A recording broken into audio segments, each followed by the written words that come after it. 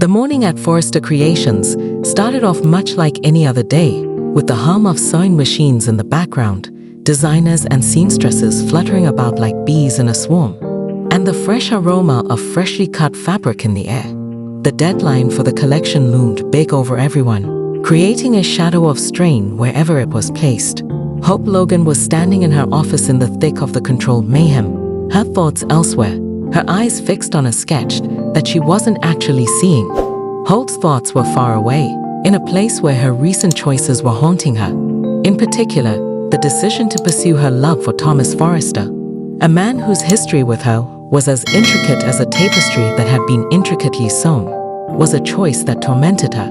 It would be an understatement to say that their relationship was entangled in a complex web of emotions, secrets, and problems that had not been resolved. And at this moment, she found herself contemplating whether or not this course of action was the appropriate one, particularly because her mother, Brooke Logan, and her ex-husband, Liam Spencer, were waiting in the wings, their opinions weighing heavily on the situation. Today, however, the terrible sensation that she had in her stomach was not simply remorse or doubt. Rather, it was something altogether else. She had the feeling that she was being observed, that she was being scrutinized, but she was unable to definitively identify who was doing this. As Hope absent-mindedly fiddled with a pencil, the door to her office creaked open, and into the room strolled none other than Thomas Forrester, whose presence was as dominant as it had always been. Thomas spoke with a tone that was gentle yet forceful, and he said, "Hope, we need to talk." As all was going on, Liam Spencer was sitting at his desk at Spencer Publications, which was located on the other side of town. His mind was racing with ideas. He was the epitome of professionalism most of the time, but today he appeared to be distracted by a number of things. Steffi's previous chats with him had only served to feed the flames of his insecurities, which he had been experiencing. The image of Hope and Thomas together, specifically the way in which they looked at one another and the way in which they spoke, as if they were the only two people in the world, was impossible for him to shake. The idea of using Hope, the woman he had worked so hard to keep by his side, caused Liam's heart to hurt. He had fought so hard to retain her. In spite of this, the thing that worried him the most was the persistent feeling that he wasn't the only one who was watching her. It was as like someone somewhere was pulling the strings and manipulating the situation to their own advantage. There was more to this than just jealousy. It was as if someone was doing this. "Liam?" he asked, as his brother entered the office. Wyatt's voice finally broke through his trance. His brother's face was filled with anxiety as he entered the room. "It appears as though you have witnessed a ghost." Liam murmured, "I might as well have," as he pushed his chair back and stood up all by himself. "Wyatt, there is something that looks off. I am able to sense it in my stomach." As Wyatt perceived his brother's uneasiness, he frowned heavily. "What exactly do you mean?" In the process of brushing his fingers through his hair, Liam admitted, "I don't know. However, I know that I will find out." When Steffi Forrester arrived at the Cliff House, she was coping with her own personal anguish. Recently, Finn had been acting aloof, and she was becoming increasingly frustrated as a result. Steffi was not the type of person to sit idly by and let things to fester, and the man with whom she had once shared everything appeared to be holding secrets today.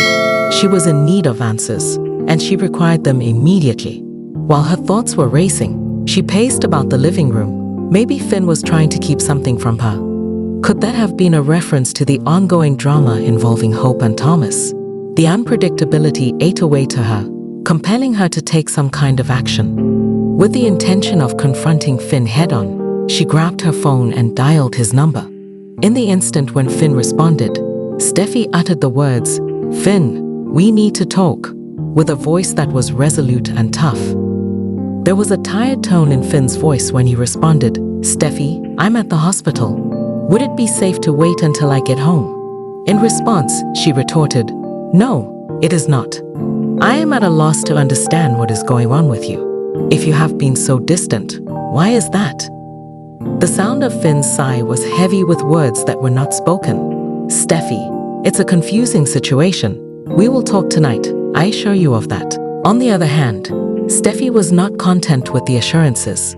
It was imperative that she take action, and she was prepared to do whatever it took to be able to discover the truth.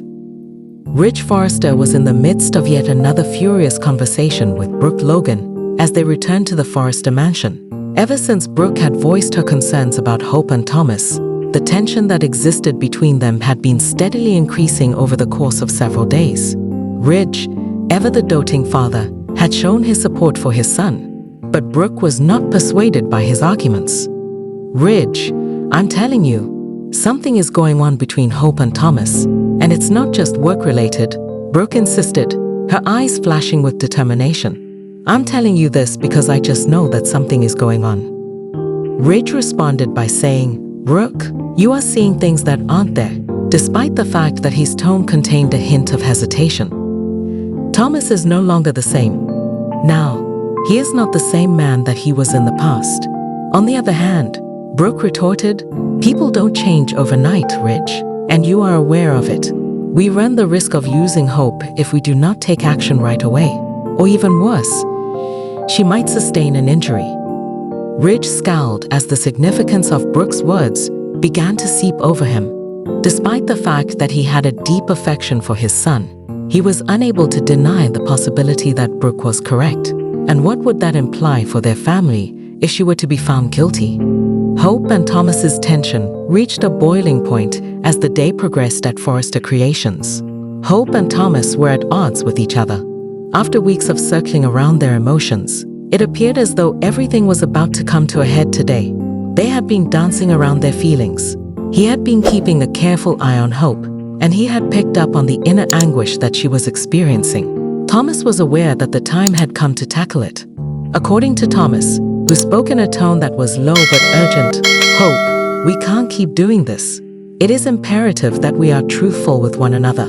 Hope turned her head to gaze at him, her heart thumping rapidly in her chest. "It is unclear what you are referring about."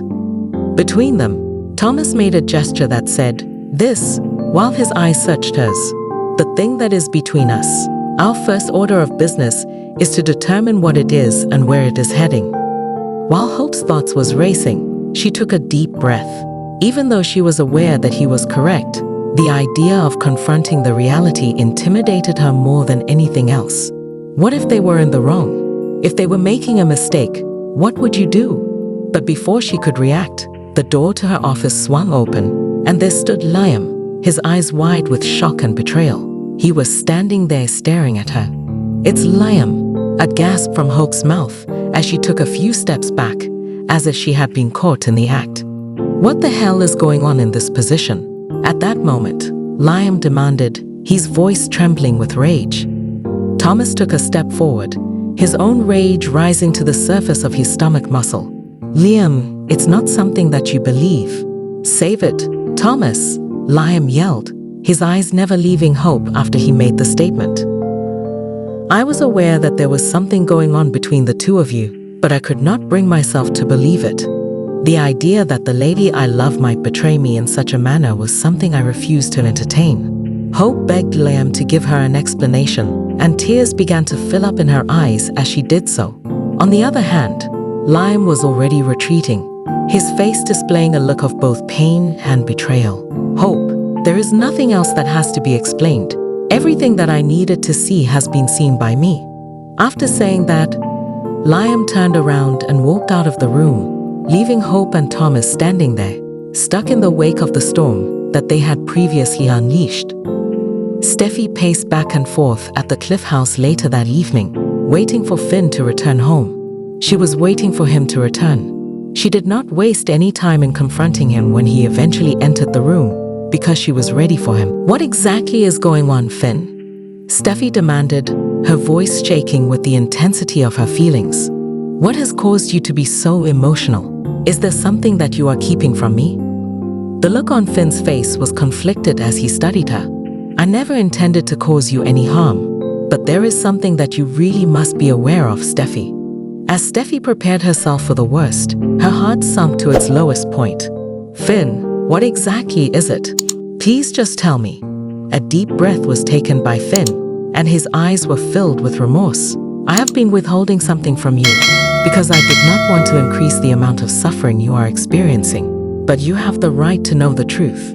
There is someone who has been keeping an eye on us, and that person has been attempting to exert influence over the circumstances that exist between you, myself, Hope, and Thomas. What is it? In a state of disbelief, Steffi's eyes widened. Who is it? Why? When Finn finally admitted, "It's Shayla," his voice was hardly audible above a whisper. She has been conspiring behind the scenes to bring all of us to the edge of insanity, and she has been pulling the strings. I have been making an effort to shield you from her, but I should have brought this to your attention sooner. The pieces of the puzzle started to fit together, and Steffi's mind was racing as she watched them. Shayla, the woman who had come so close to destroying their lives, had returned, and upon her return, she was certain in her intention to complete what she had begun. Since Liam had returned to Spencer Publications, he had been sitting in his office by himself, and his thoughts kept going back to the event that had occurred at Forrester Creations. He was taken aback by what he saw.